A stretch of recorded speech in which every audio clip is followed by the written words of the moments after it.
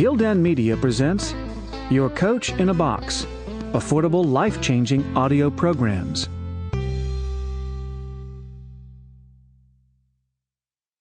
The Human Spark, The Science of Human Development, by Jerome Kagan. Read by Geoffrey. Preface.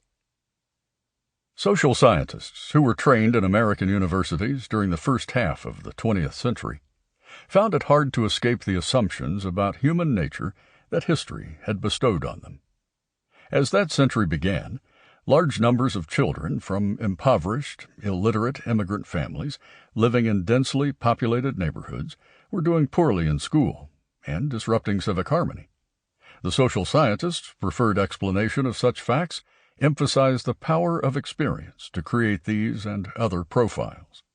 This unquestioned faith in the malleability of the mind, an idea not yet documented by research, sustained the hope that proper rearing within the family and proper instruction by conscientious teachers in the schools could transform all children into productive citizens.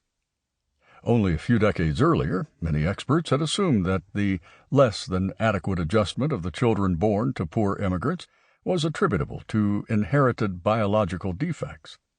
This pessimistic explanation bothered liberal Americans who, believing in the power of experience to conquer all but the most serious deficiencies, hungered for scientific support of their belief.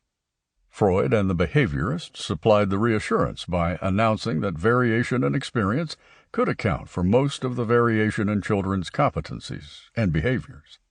By the 1950s, a large majority of developmental psychologists were certain that the events of early childhood, especially in the home, were the primary determinants of adolescent and adult profiles.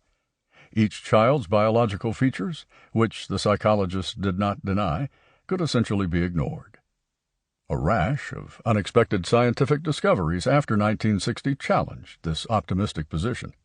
Stella Chess and Alexander Thomas described the contribution of infant temperaments to later personality at the same time that others were finding evidence for genetic contributions to many talents.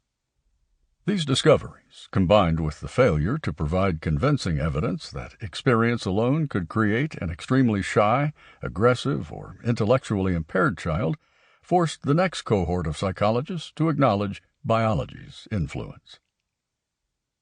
I entered graduate school in 1950, committed. Sample complete. Ready to continue?